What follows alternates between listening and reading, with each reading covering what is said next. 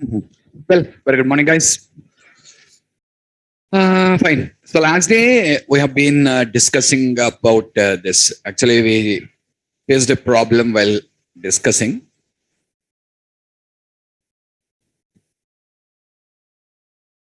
C sharp 10 table.cs. Yeah, this program. I'm just explaining this program. We got multiple times disconnected. Yeah. What are you doing? First, you're prompting the user for what? Enter an unsigned integer value. Okay. Next, what are you doing? You're just going to read the value from the user by using the read line statement. And the value what you're reading will come in a string. So you want to convert it back into uint. And for that, I explained a different method yesterday, not parse. What is the method? Try parse. What's the difference? Parse method has a problem. If the conversion fails, it will throw an error. If the conversion fails, it throws an error. But try parse method has an advantage. What is the advantage? If the conversion fails also, you will not be getting any error. Error won't be coming for you in the try parse. Did you understand my point or not? You will not get any error with the try parse method, but the parse method will throw you the error. Try parse will not give you any error here. So when you call the try parse method, if the conversion is successful, the status value will be true. If conversion failed, status value will be false. If it is false, means conversion failed. If it is true, means conversion success. If the conversion success, where is the value? X. The value will be in the X now. If the conversion success, where the value will be? In the X. If the conversion failed, X will contain value then also 0.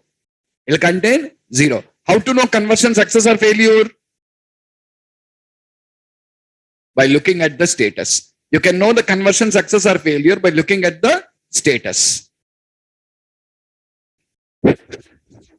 Guys, am I not audible?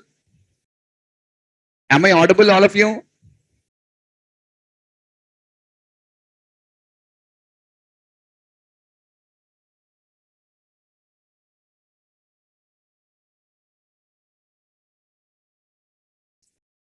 Okay.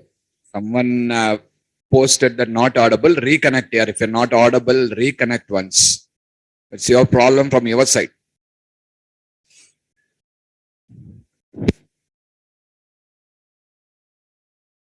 Okay. So I hope you guys are clear. If the conversion successful, you can check into the status and see. If you get true there, what is the meaning? Conversion successful. If you get false there, what is the meaning?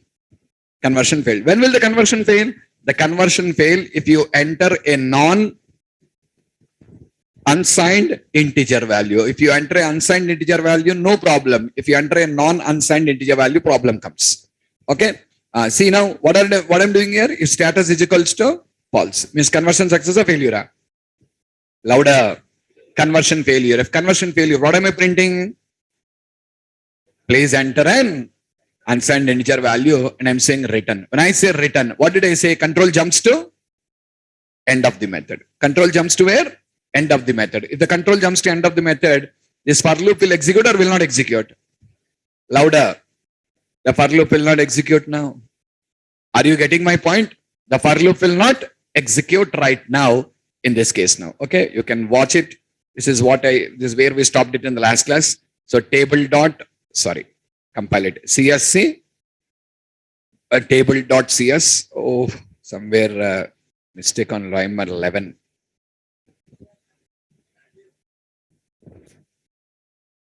I'm sorry, guys. What is it?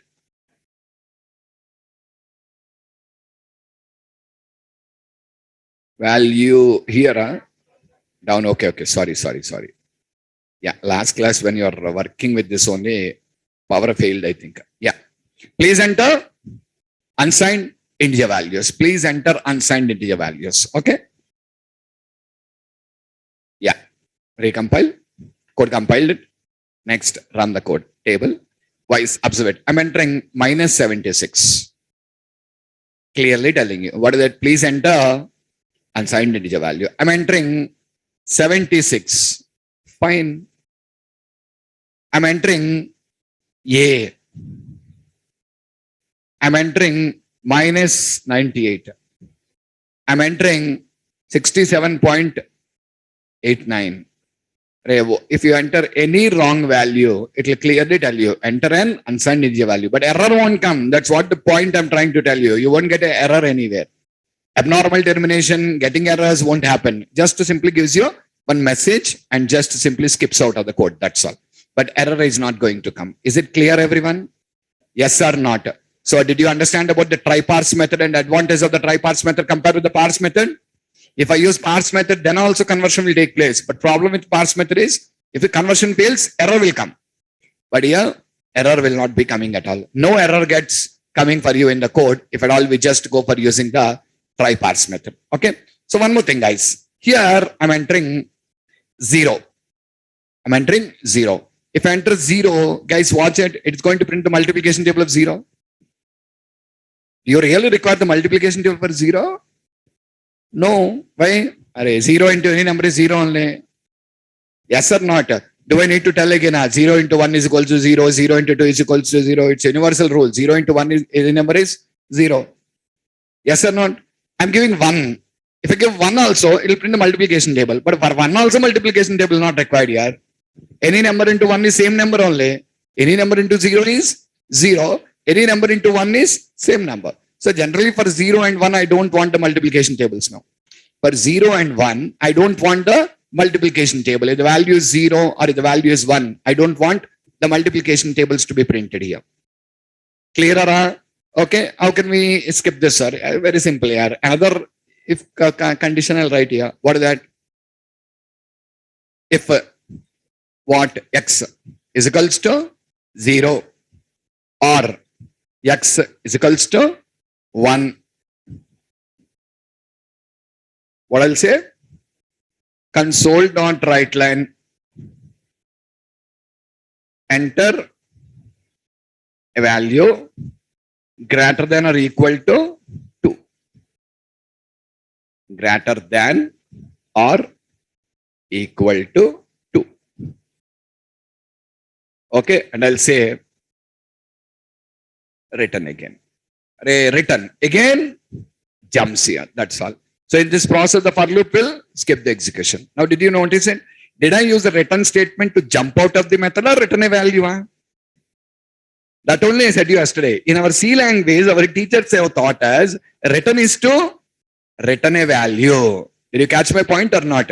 What our teachers have taught, return is to return a value. But what I said to you is, that is secondary, not primary.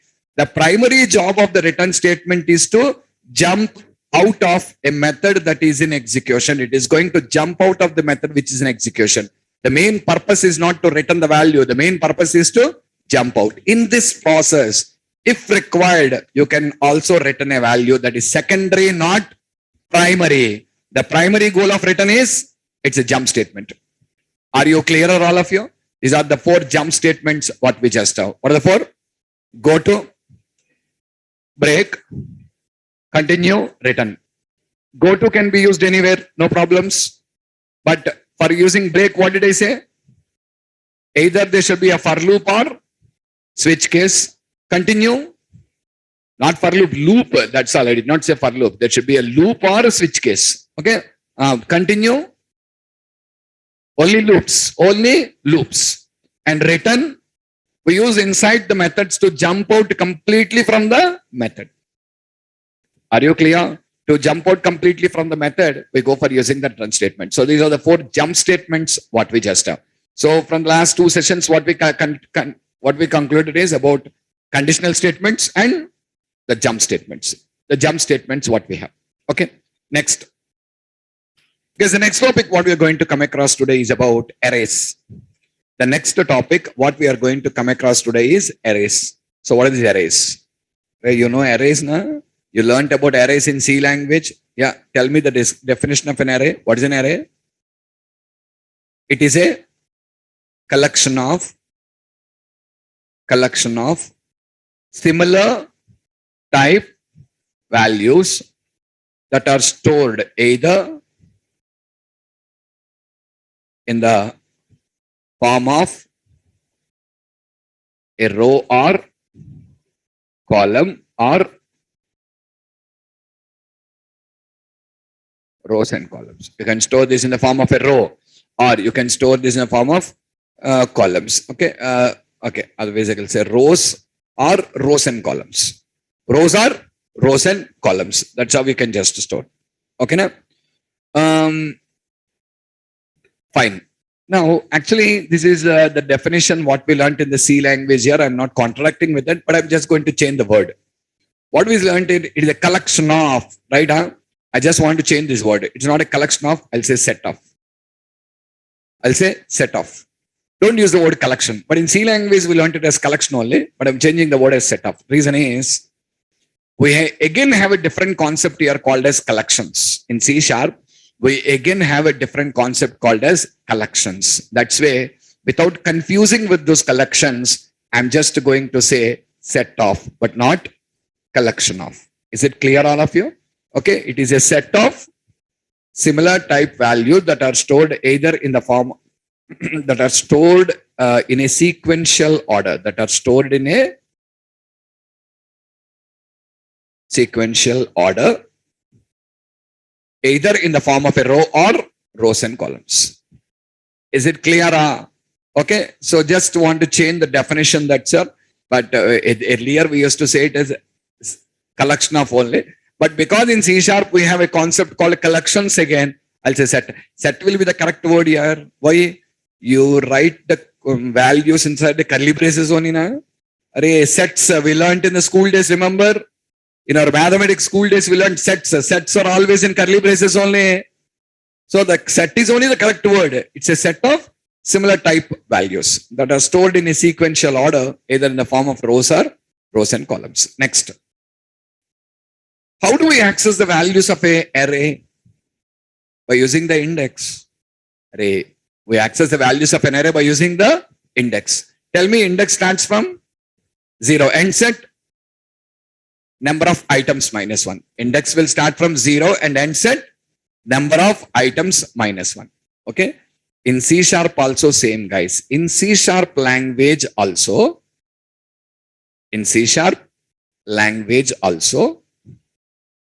we access the values of an array by using its index only. We access the values of an array by using its index only. Are you getting me or not? Okay. And this index starts from 0 and end set n minus 1, where n is the number of items or elements in the array. So no difference, guys, in C language or C sharp language or Java language or any language, this is same. Index will start from 0 and end set minus 1, n minus 1. Okay, one more thing. In C sharp language, arrays can be declared either as fixed length or dynamic. Fixed length or dynamic. Okay, that is a fixed length array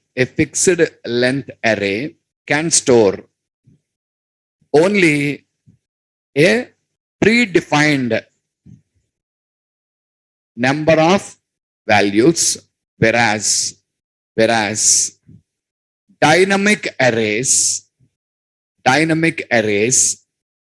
okay, can store any number of values that are added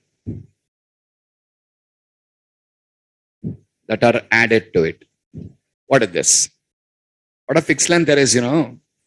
Fixed length arrays means at the time of declaration, we tell the size. At the time of declaration, we tell the size. 10 or 20 or 30, something, you tell the size. And once you tell the size, that is final. You cannot again change the size of an array. You cannot again change the size of an array. And don't forget, the arrays what you learned in C language are fixed length arrays only. The arrays what we learned in the C language are fixed length arrays only. Yes, guys, you learned fixed length arrays only there. Means at the time of declaration, what do you need to specify? We need to specify the size. And that will store you that many number of items only. But second thing what we have now is dynamic arrays. What dynamic arrays? Dynamic arrays can store any number of items or values. Any number of values in it. Any number of items or values that are added to it. No restriction here. You can keep on adding the values. It will keep on resizing itself. The name itself tells you dynamic. Understood my point here? You added 10 values, size will be 10. You added 20 values, size will become 20. You add 30 values, size will become 30. It has a capability of auto resizing.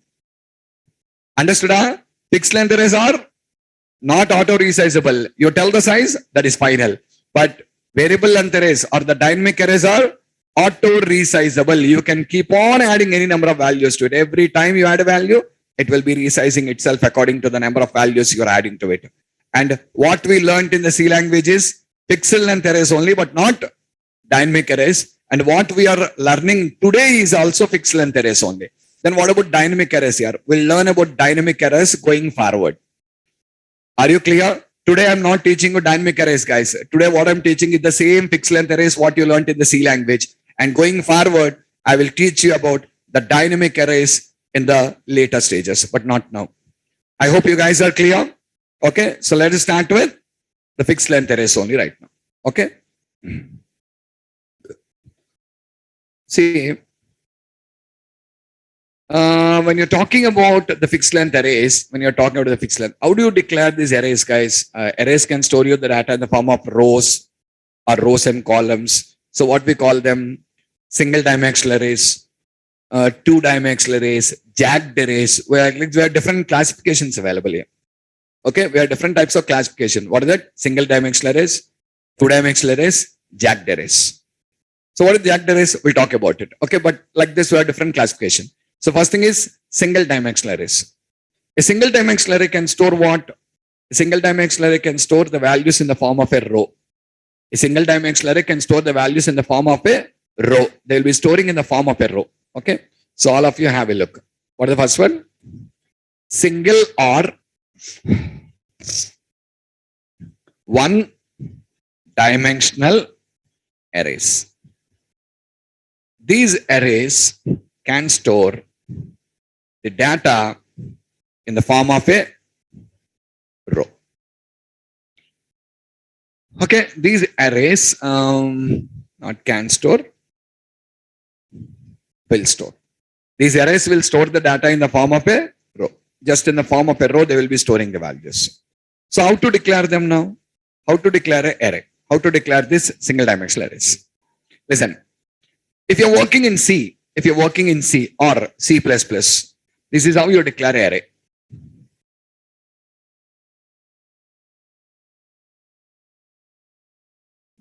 I want an array with a size of 10. How do you declare, int array of 10. That's how you declare. And guys, remember, this statement is declaration and initialization. This performs declaration and initialization. But when you come to Java or .NET languages, when you come to Java or C#, C# languages, how do you declare array? Watch it. Int arr is equals to new int of 10. This is how you declare. This again declaration and initialization. This again declaration and initialization. Okay, you can write this code in another way also, guys. Int arr. What is this? Declaration. Arr is equals to new int of 10. What is this? Initialization. Are you guys clear? In modern programming languages, we just go for writing the code like this. In the olden languages, we write in the first way. So what is the reason for changing the syntax? The first one is easy and simple. The mechanism, what we learned in C language and C++ language is simple. Very simple. But still, the syntax got modified. The syntax got modified. What is the reason? What is the reason for writing the code like this? Did you understand me, all of you? What is the reason for writing the code like this? What for writing the code separating the declaration from initialization? What is the reason of writing the code like this? Is everyone clear what I'm telling you? Okay. So let's try to understand about this particular thing here. What is that? What is the reason of writing the code like this? Separating declaration from initialization. Separating declaration from the initialization. What is the reason of writing the code? Okay. Let me tell you. Actually, here the declaration cannot be, the initialization cannot be separated from declaration. If initialization cannot be separated from declaration, what happens, Watch. I'm writing a class. I'll name the class as test. And remember, I'm writing this class by using not C#, by using C++ language. I'm writing the code by using the C++ language. Now, inside of this class, guys, I want to define three functions. Void, function 1.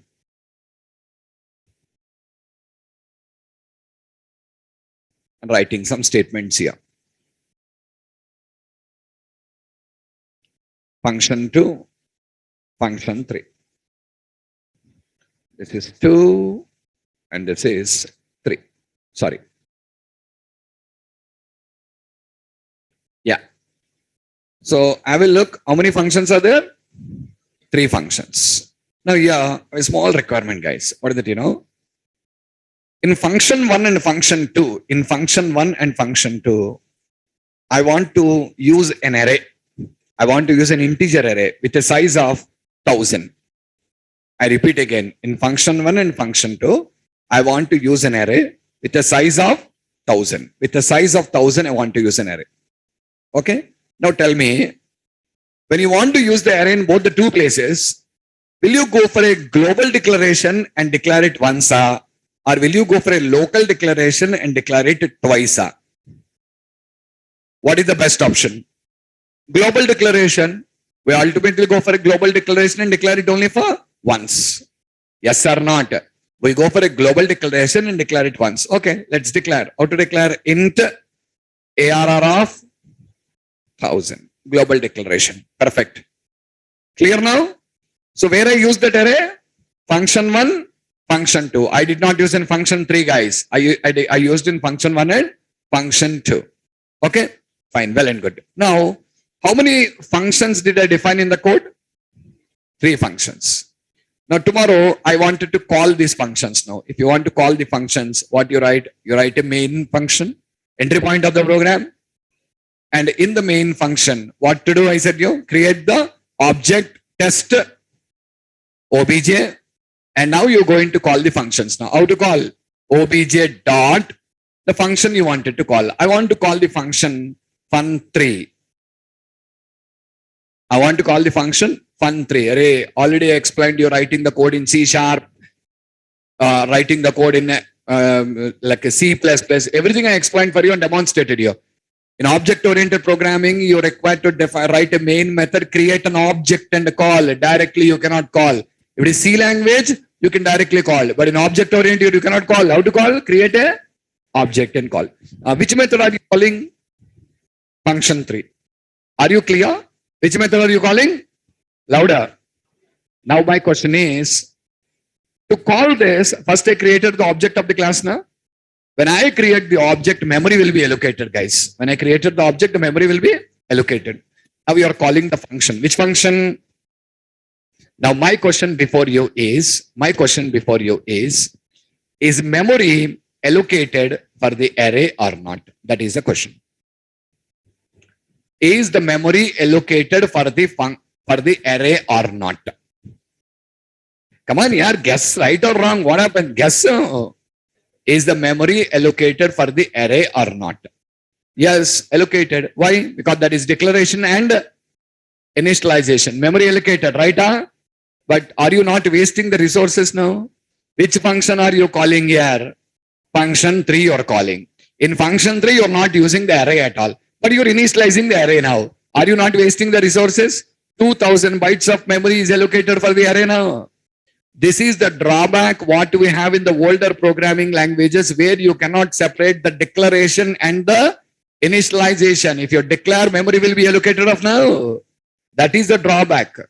To resolve this particular problem only, to resolve these type of problems only, modern programming languages are designed such intelligently, like a declaration and initialization can be separated. Suppose if I write this code by using Java language or by using C# language, what I do here, I will only declare the array. I will only declare the array. What about the initialization, sir? Initialization will be done in the function call. Means if you call the function only, the array will be initialized. If you don't call the function, array will not be initialized. Now see, I'm calling function 3. Is the array initialized? No, not initialized. Declared, but not. Now tell me, memory management is excellent now? Yes or not? The memory management is going to be excellent in this particular case now. So this is the advantage. This is the advantage what you have with the modern programming languages. What is the difference between array and list? We'll talk here. You started C# today and you're asking what is the difference between array and list. You will learn, wait. Going forward into the subject, you will be learning about all those things. Okay. So that's why they have provided the option to separate the declaration from the initialization. You can declare an array like this also. All of you know this. We learned in C language also. How? ARR is equals to, open the curly braces, and then you can give array. This is nothing new, guys. We learned about this in C also. Open the curly brace and we can assign the values. Understood or not? Okay. So remember, in modern programming languages, like Java and .NET, array can be initialized either by assigning of values to it or by using the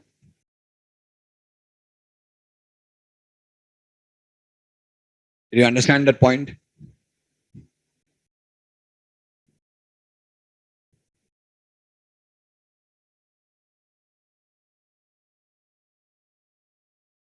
Either assignment should be done or otherwise new keyword should be used. Without these two, arrays won't be initialized.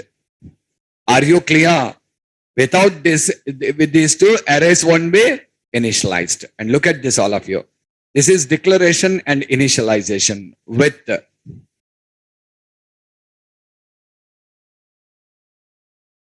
default values of the type. What is the default value of integer? 0 only now? Tell me. So now your array is created with all zeros. Your array is created with all zeros. Okay now? And here also same.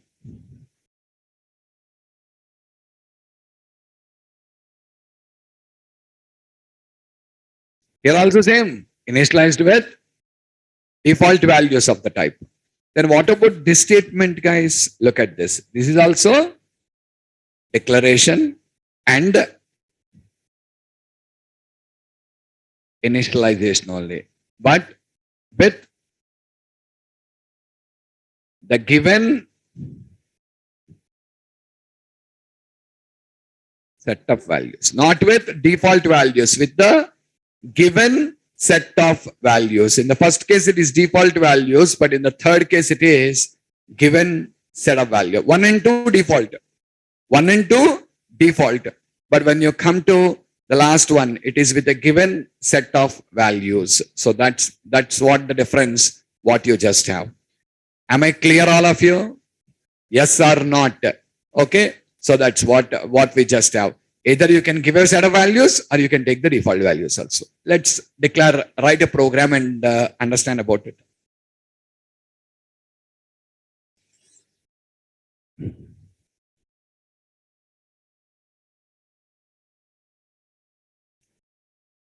I'm writing a program, SDArray, single dimensional array 1.cs.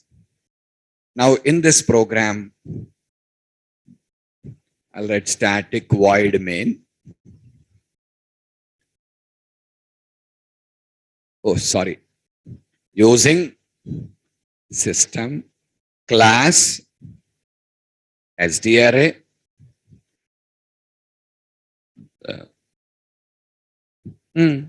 Static void main. Now let's declare array here. Int ARR is equals to new int of 6. I'm declaring an array with a size of 6. When I declare an array, now what is going to happen? It is going to create an array with 6 elements. And by default, all the elements will contain the value as 0. All the cells will contain the value as 0. 0 will be the value. Okay. And index positions 0 to 5. Starting from 0 and minus 1. 0 to 5 means the array will look like this.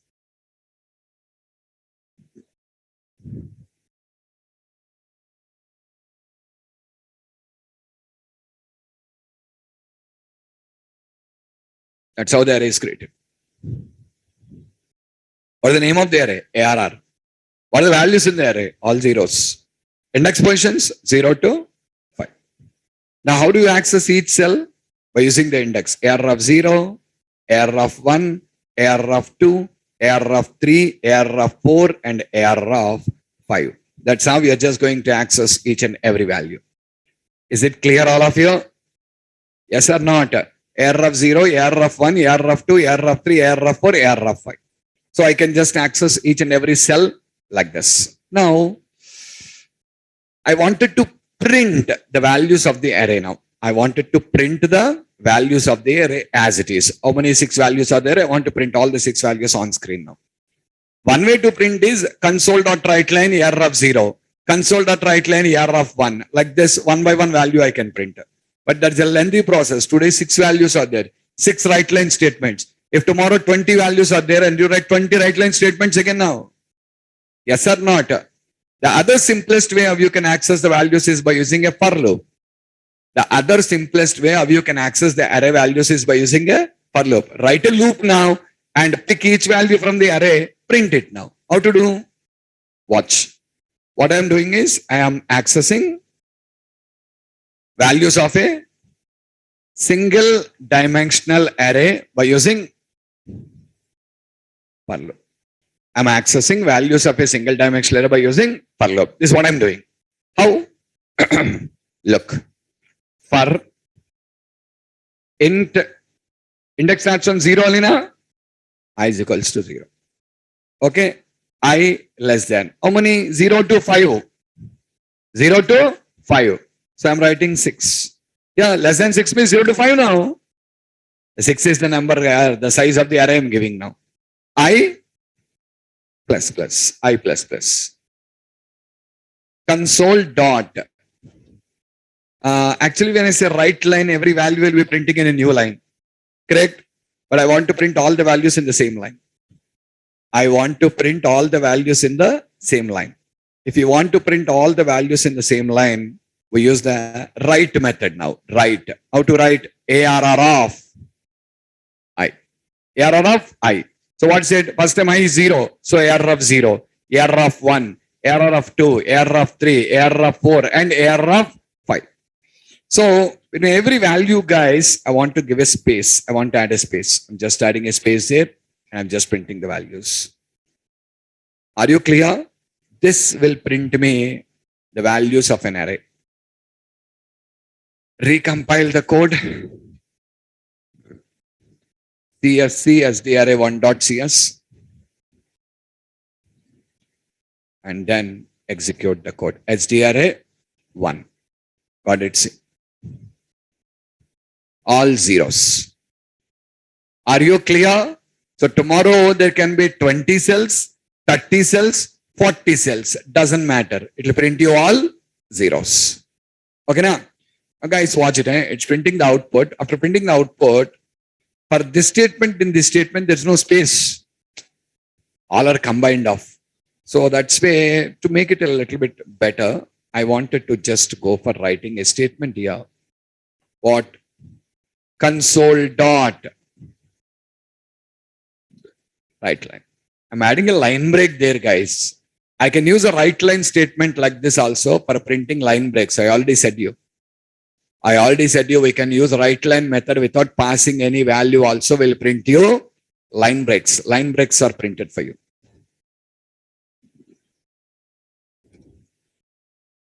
What a line break now. Okay now? Okay, done. What next? We're able to print the array values. Everything is fine. What next? What next? Now, right now, how did we access the values of an array? How did we access the values of an array? By using a for loop. By using a for loop.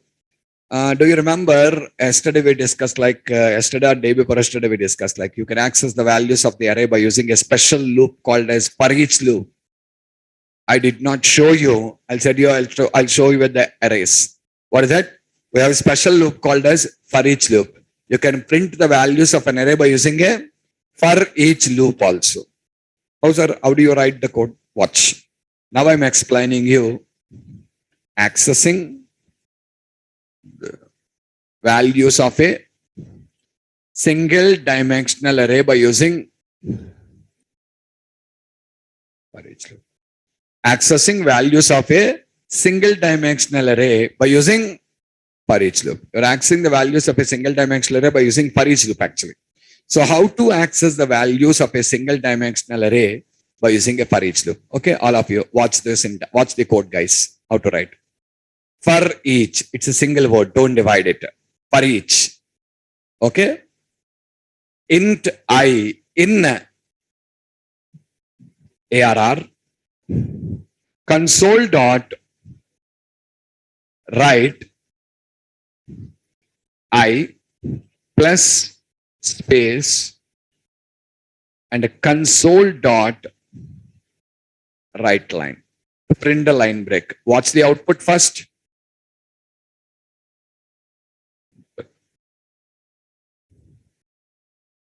Check it out. You got the same output.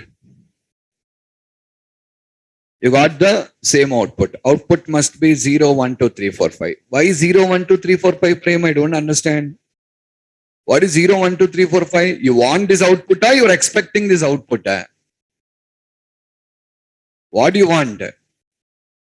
You want, you thought like you will print this output or you are expecting this output? Be clear first. Okay. So now, guys, you just observe it. I just used a for each loop and also printed the results to you. You got the same output now. Why? All values are zeros only. All values are zeros. If you are expecting that output, don't say ARR of I. Say I. Print I. If you print I, it will print you 0, 1, 2, 3, 4, 5 only. I is the index here. With that index, you are picking the values. So simply say I here. If you say I here, what will come? 0, 1, 2, 3, 4, 5 will come now. Okay, that will print you the index. Okay, leave it.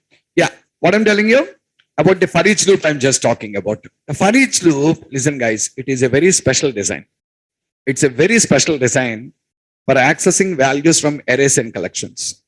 It's a very special design for accessing values from arrays and collections. And the specialty of this one, you don't require to specify the initialization. You don't require to specify the condition. You don't require to specify the iteration. Nothing is there, say. Then what to do? Simply give the array to the loop. That's all. Simply give the array to the loop. What type of values are present in the array? Array contains what type of values here? Integer. What type of values? Now, the for each loop will return you each integer for each iteration. The for each loop returns each integer from the each iteration. See the statement for each integer in ARR. What the I, sir? Array, it returns each integer here. When it returns the integer, that value should be stored somewhere now. The value will be stored in the I now. The value will be stored in the I now. Okay. So when the loop runs, what happens, First iteration, the first value is assigned to I. Second iteration, the second value is assigned to I. Third iteration, third value assigned to I. Same way, sixth iteration, the sixth value is assigned to I. That's why finally you notice you are printing the I value there. What are you printing? I value. You're printing the I value in that particular place. Is it clearer, all of you? When you give an array, when you give an array to the loop, when you give a array to the loop, what it does, for each iteration, it will be returning you one value from that array now. For each iteration, it will be returning one value from that array in a sequential order. Simple, I'll tell you now. For each loop is like a gun. For each loop is like a gun. Array is a barrel of bullets. A barrel of bullets. You loaded the barrel of the bullets in the gun now, started firing. When you start firing, what will happen here? One by one bullet will be released in a sequential order from the barrel now. Correct? Huh? Now also same thing is happening. One by one value from the array will be released to you in a sequential order. And the values comes to you through I. I will bring that value to you. Understood my point? Who is bringing the value? I will bring the value. I hope you guys are clear. That's why no need to tell the initialization. No need to tell the condition. See, you fill a barrel of bullets. Are you going to feed anything like start from the first bullet, go to second bullet? Do you tell that? No, we start firing the bullets. That's all. When you start firing, one by one bullet will be coming out for you automatically. Here also same thing happens. When the loop runs, one by one value from the array will be released and that value will be printing on the screen right now. Okay now? Any doubts? Anyone? Are you clear? Okay. Now, yes, online students, any doubts?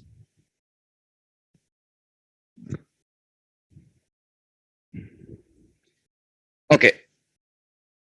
Okay. Now look at this. What it is? What are the difference? What is the difference in accessing? What is the difference in accessing the values of an array by using a for loop and for each loop? Let's try to understand the differences between accessing the values by using for loop and accessing the values by using for each loop. Okay, first difference. The first difference is in a for loop,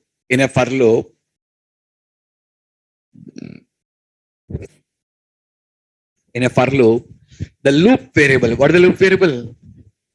Refers to index of the array. Refers to, in a for each loop, the loop variable refers to values of the array. Did you understand me or not? In a normal for loop, the loop variable refers to what? Index of the array. In a for loop, I printed AR of I. What did I print? If I print I, what did you print? Index 0, 1, 2, 3, 4, 5. But when you come to for each loop, did I print I AR of I? For each loop, I printed I because it refers to values. The first difference between for and for each is in a for loop, the loop variable refers to index. In a for each loop, the loop variable refers to values. Is it clear? Second difference. What is the second difference? The second difference is in a for loop, by using a for loop, we can access values as well as we can assign the values also. We can access the values as well as assign the values also. What is assigning the values? Right now you're accessing and printing the values on the screen now. I want to assign new values to the array. What do you want to assign? I want to assign 10, 20, 30, 40, 50, 60 to the array. Did you understand me or not? What I want to assign? 10, 20, 30, 40, 50, 60 to the array. And to do that assignment, I'm writing the code. Watch it. To do that assignment, I'm writing the code. Watch.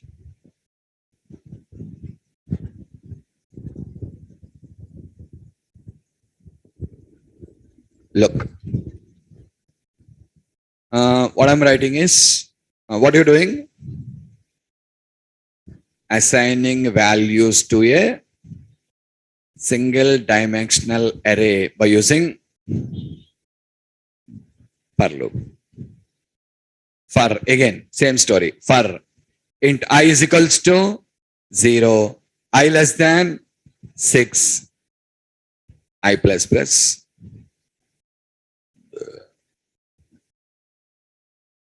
Okay, I plus plus, ARR of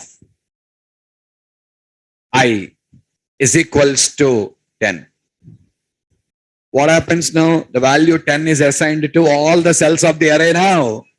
The value 10 is assigned to all the cells of the array now. Watch.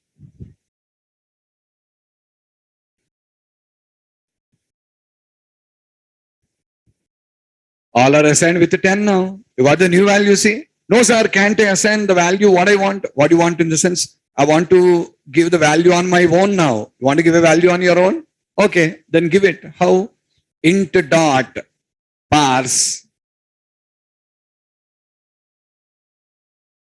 That's all. It will ask the value now. It is going to ask the value to you now. You can enter the values. Watch.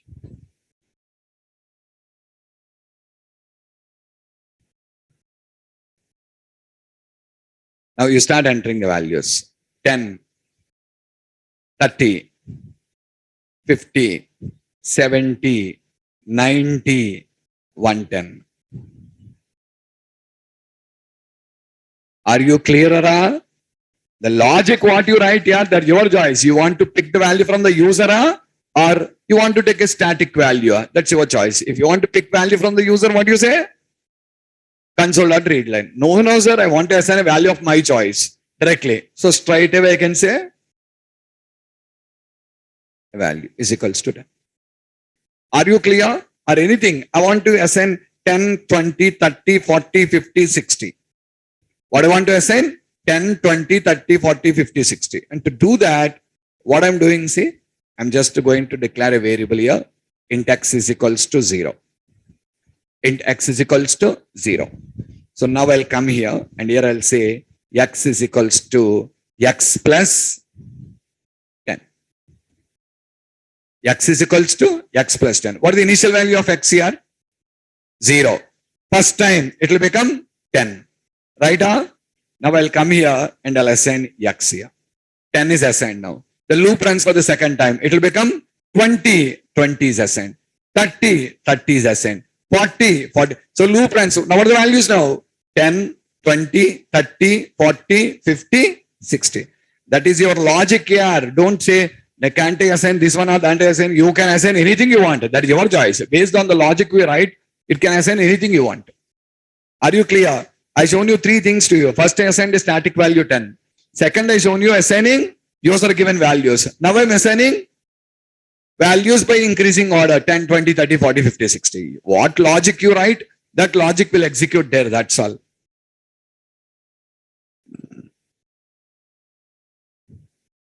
See now 10, 20, 30, 40, 50, 60. Clear all of you? Yes or not? Okay. So that's what. So like this, I can just go for assigning. So we can just simply write x plus is equals to 10. X is equals to x plus 10 can be written as x plus is equals to 10. You know that addition assignment. Okay, fine. So by using a for loop, I'm able to access the values. I'm able to assign the values also. Clear? By using a for loop, I'm able to access the values. I'm able to assign the values. But by using a for loop, you can only access the values but cannot assign the values. Assignment of the values is not possible with a for loop, for each loop. What is possible with for each loop? Accessing. Starting, I said you that point only. Do you understood?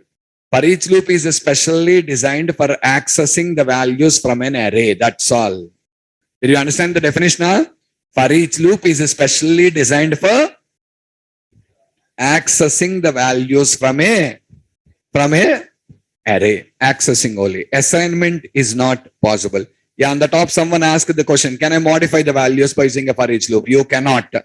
For each loop cannot be used for modifying, guys. For each loop is used only for accessing. Do you understand the second difference? First difference is, in for loop, loop variable refers to index. In for each loop, loop variable refers to values.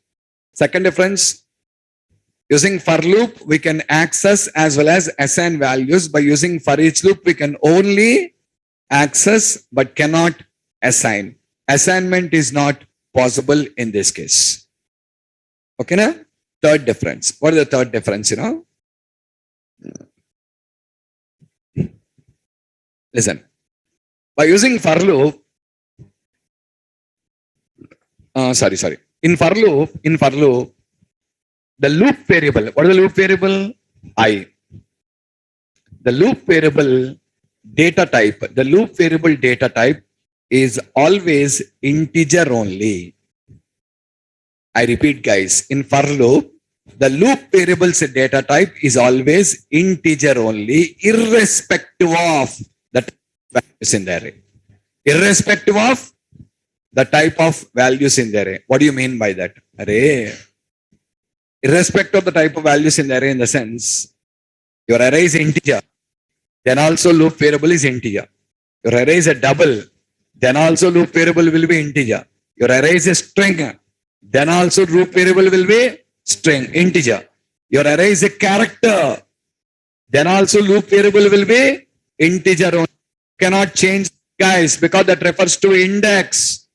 See, the values are, the array is a string array. Can I write int s is equals to 0, s less than 6? Tell me? No, because that refers to what? Values are index. That refers to values are index. That refers to the index. That is basically going to refer to the index to you in this case now. Okay? But when you talk about for each loop, guys, when you talk about this for each loop, with for each loop, the data type of the loop variables, with for each loop, the data type of the loop variable will be same as the type of values in the array. Same as the type of values in the array. What do you mean by that? What I mean is, if your array is a string array, if your array is an integer array, what did I write? For each int I. If your array is a string array, what should I write? For each string yes. If your array is a double array, what should I write? For each double D. Because the variable holds the value in it, not the index in it. Okay. So for example, look at this, all of you. I have 3 arrays here. 1. IARR. What are the values? 10, 20, 30, 40, 50. My second array is a double array. The name is DARR.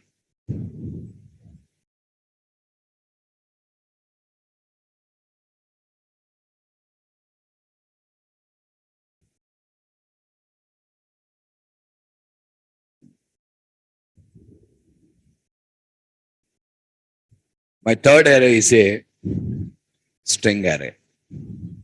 My third array is a string array.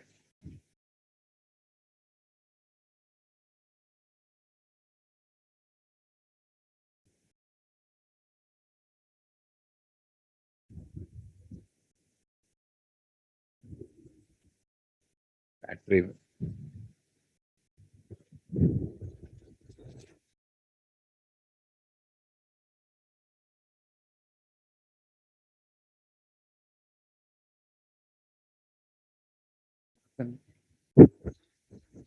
Okay. So you see now, I just have string values now. Okay. Now if I want to print the values by using a for loop, how do you write the code? For int I is equals to 0, I less than what? 5. I less than 5. The 5 is nothing but the number of items in the array now. Correct? Huh? So I can write like this, guys. IARR dot. Did you understand that? A simple English here. Length of the array now. What is the length of the array? 5. I less than 5. Now you are just going to print the values of the double. You want to print the values of the double. Then also, you see now, loop variable did not change. I only. But only thing is, integer array length Double array length, string array length. That is always int. Are you clear? Have you read by a for each loop, Watch. For each.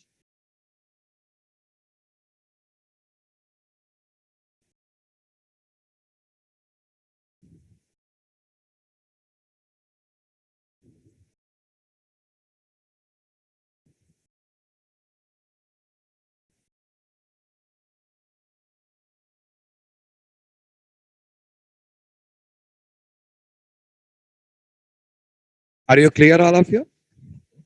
So the data type of the loop variable is changing according to the type of values in the array. The data type of the loop variable is changing according to the values in the array. If the array values are integer, then you'll have for each int I. If the values are double, for each double D. If your values are string, for each string. But here see, for all it is integer only.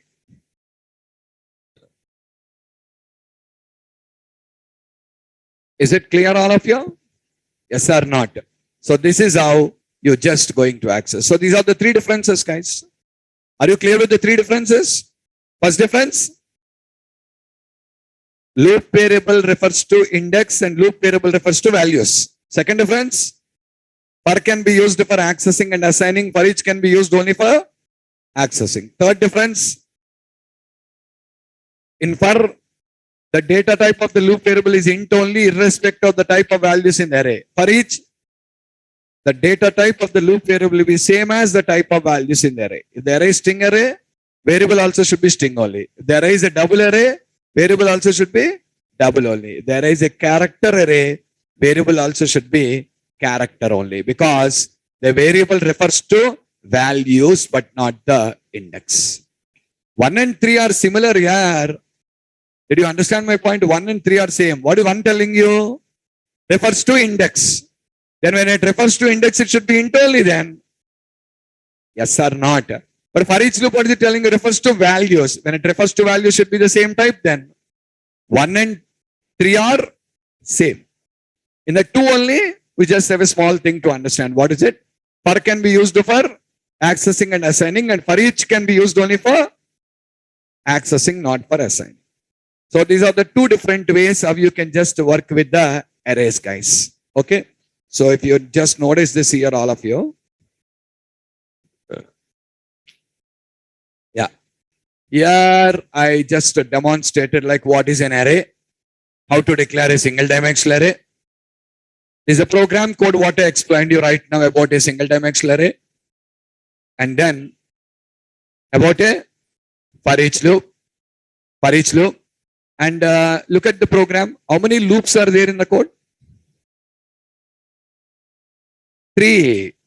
First loop is accessing the original values. What are the original values? 0. Second loop, assigning new values. Third loop, accessing new values. First loop, accessing original values. Second loop, assigning new values. Third loop, accessing new values. Are you clear? Now for each loop is accessing zeros, 10, 20, 30, 40, 50, 60. Why zeros here? 10, 20, 30, 40, 50, 60. For each loop is accessing new values. Understood? This is how it works.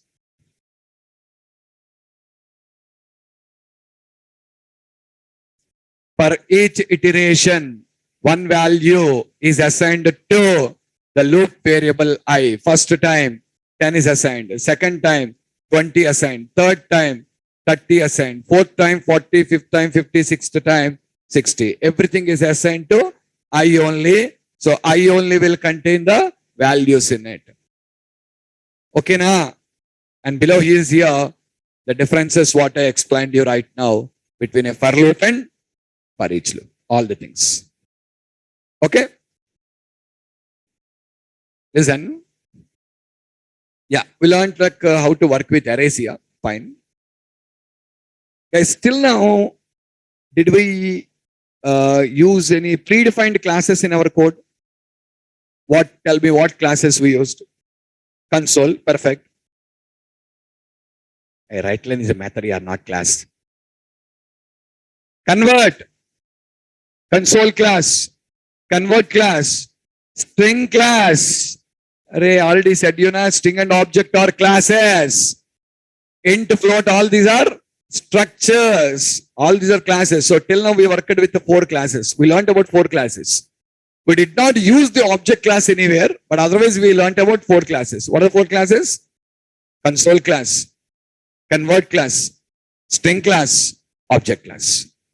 And apart from this, guys, we have another class called as array class. So what is this array class? This is also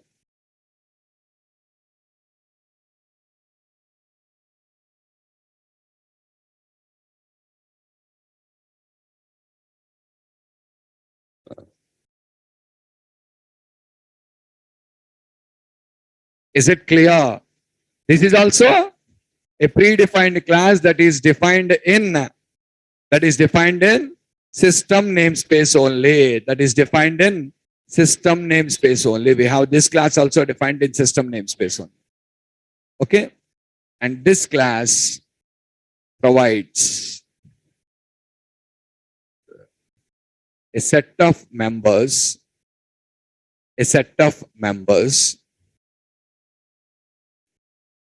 that can be used for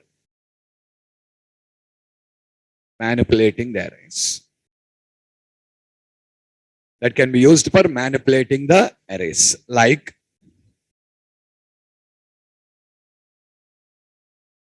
there is a predefined method in this class called as sort. Remember in the C language, if at all you want to sort the values of an array, we used to write the code by using some sorting algorithms, bubble sort, quick sort, selection sort. 5 or 6 sorting algorithms are there. By using the sorting algorithms, we just write the sorting code. Understood? So, same as that, without writing any logic by us, they directly given you one method. What is the method? Sort method. You can call this method and sort the values of an array. Okay, this method takes a parameter. What parameter? The array whose values has to be sorted. The array whose values has to be sorted. And remember, this is a method. Second method, reverse. Array, that simply the method itself tells you what it will do. It will reverse the values of an array now. It will reverse the values of an array. What is this? This is also a method. This is also a method. Next, there is a method called as sort. The sort takes 3 parameters here. What are the 3 parameters you know? Array, source, array, destination, int, n. What's it? We use the sort method for copying the values from one array to another array. From one array to another array. So when you want to copy the values from one array to another array, basically 3 parameters are what it uses here. What is the first parameter? From the source, which array? Destination, to which array you want to copy? Third one, how many values you want to copy? Source array, destination array, and the number of values you want to copy. And this is also a method. Next, we have a method called getLength. We have a method called as getLength. So what is the use of this method? You know, this method takes a parameter, one parameter called int dimension. Int dimension. What is this? Actually, guys, we use this method with 2-dimensional arrays. We use this method with 2-dimensional arrays. With the 2-dimensional arrays, we use this method. What is the use of the method? By using this method, guys, we can get the number of rows and the number of columns that are present in a 2-dimensional array. What it tells you? The number of rows or the number of columns that are present in a 2-dimensional array. Both it can get you. Actually, it takes int dimension. If the dimension value is 0, you will get number of rows. If the dimension value is 1, you will get number of columns. That's all. So that only will tell you number of rows also. That only will tell you columns also. 0 indicates rows. 1 indicates columns. Okay. Next, we have one more thing called length. Array, just now I demonstrated about length here. Length. What it tells you? The number of cells in an array. The number of cells in an array. What is the meaning of it? You know, if it is single dimensional array, number of columns. If it's a two-dimensional array, number of rows into columns. Understood? In a single dimensional array, length means number of columns. In the previous example, 6. Here, 5. If this is a two-dimensional array, number of rows into number of columns. It will tell you both the two things. Clear with length now? That's what length is. Guys, but this length is not a method, all of you. We call this as a property. We call this a property. What is the difference here? Array, nothing here. Method means braces will be there. Yes. Function. Property means field. No braces. Means it is a field in the class. It is a field in the class. But remaining all are methods in the class. But this is not a method in the class. This is a field in the class. So we call it as a property. To be clear, what is that? Field. It's a field. So point or note that. What is that? You'll not have braces, guys. Means inside the class there is a field. For a field, will you use braces? How do you declare a field? Int x. Same way, int length. We don't use braces for a field now. So that's a field. Are you clear? So these are the members of the class here. You can use all these things now and you can manipulate an array. You can manipulate an array. For example, look at this, all of you. Notepad, sdarray2.cs. I'm writing a program. sdarray2.cs. Using system. Class sdarray2. Can I declare, static void main. Can I declare an array like this? ARR is equals to, open the curly braces and assign the values now. Tell me fast. Can I declare an array like this? I can assign some values here now. What is this? Declaration and initialization with a given set of values. Declaration and initialization with a given set of values. So guys, look here. I am going to assign a set of values. So these are the values present. The values are more than, multiple values are there. I have multiple values present there. Okay. Now, first, I want to print all these values on screen. I want to print all these values on screen by using a for loop. By using a for loop. Array, already I said you how to use a for loop and print values. Can you write now? For int I is equals to 0, I less than. You require to go the size minus 1. Right? Array, you need to give the size there. In the earlier case, no, size only. My less than we are telling. Na? So size. So earlier what we said, less than 6 we said. We manually. But today I'm writing ARR dot. Without counting, I'll say directly ARR dot length. I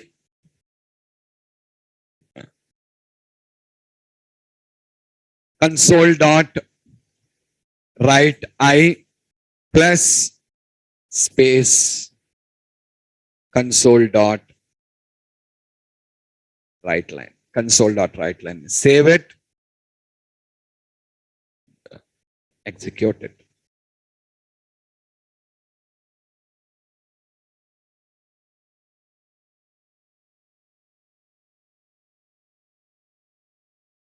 Sorry, written wrong. ARR of I. Yeah, that only see. When I print I, what it prints you? Index. See now, how many items are there? 20. 0 to 20 items are there. Yeah, printing 0 to 19 now. But you want to see that or values? We want to see the values, not the indexes. So let's rerun the code. This. Mr. Tripathi, stop the video. Yeah, watch. Are you clear? Now you're getting the values as is. You're getting the values as is. I want to get the values in a sorted order. I want to get the values in a sorted order. Okay, then call the sort method. Call the sort method. Let's call the sort method, guys. How to call?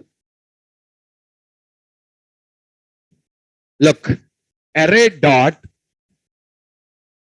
Sort. Whose values you want to sort? ARR. Whose values you want to sort? The value, the array whose values you want to sort? ARR. Reprinter. Now I'll print by using for loop. Sorry, for each loop. Now I want to print by using anything here, your choice. That's all. For each int I in ARR. For each int I in ARR. Console dot write I. Now ARR of I, yeah. Now I, not ARR of I. For loop, you're required to say ARR of I, not here. Here it is only I, not ARR of I. Recompile and execute your code. You got it sorted out. And one thing I want to clarify you. Basically, once you call sort, don't expect it will create another copy of an array. It won't. It won't create another copy of the array. What it will do? It will rearrange the values in the same array only. It will rearrange the values in the same array. After rearranging, again if you say, I want to get back my original arrangements are not possible.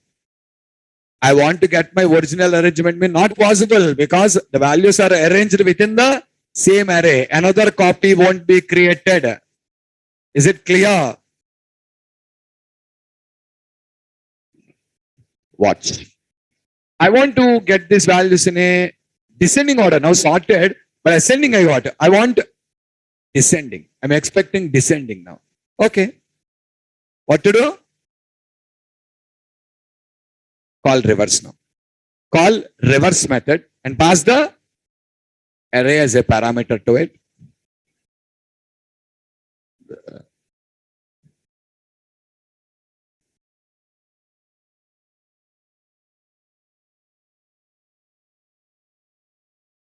Descending order. Now you got all the values in the descending order. Okay. Next. Look, I'm declaring a new array here. What is the name? BRR is equals to new int of. What is the size? 12. Guys, by default, all the values of BRR are zeros. By default, all the values of BRR are 0. Check. All are zeros.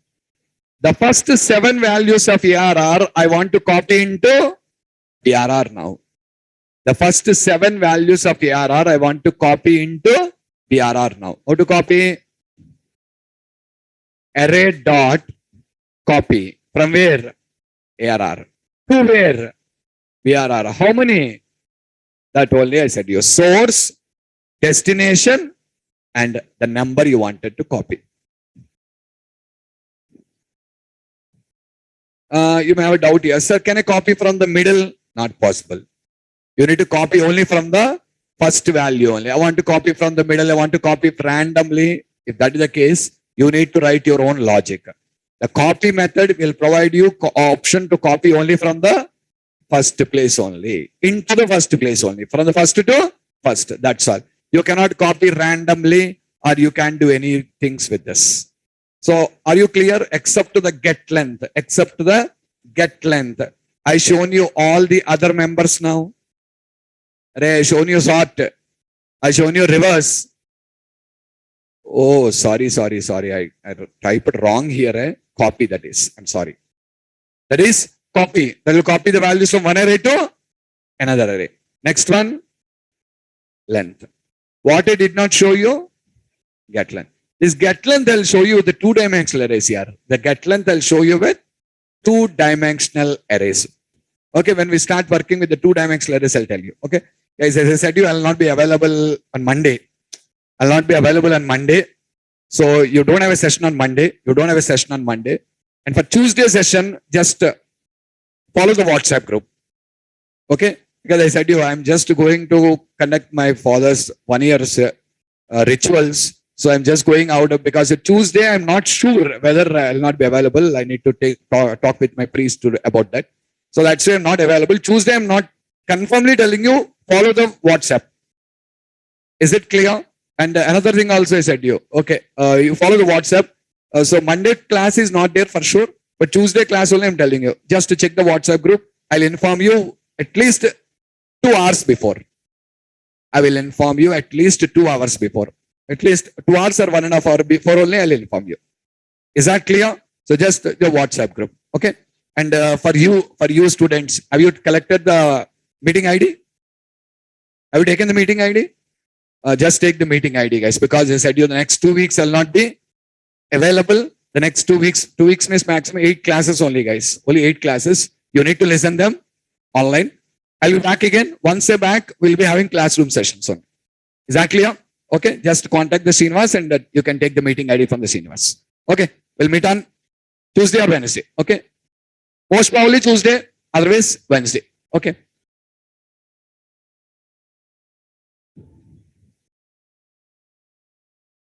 Which sorting technique it follows? Don't know. We don't know. Because the code is predefined. We don't know that. You write the code, you can follow whatever sorting technique you want.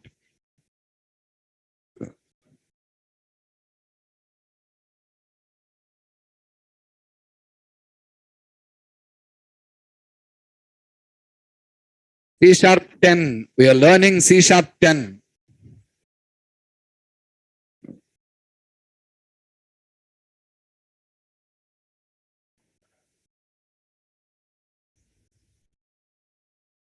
You cannot copy Hamid. You cannot copy Hamid. That's not possible.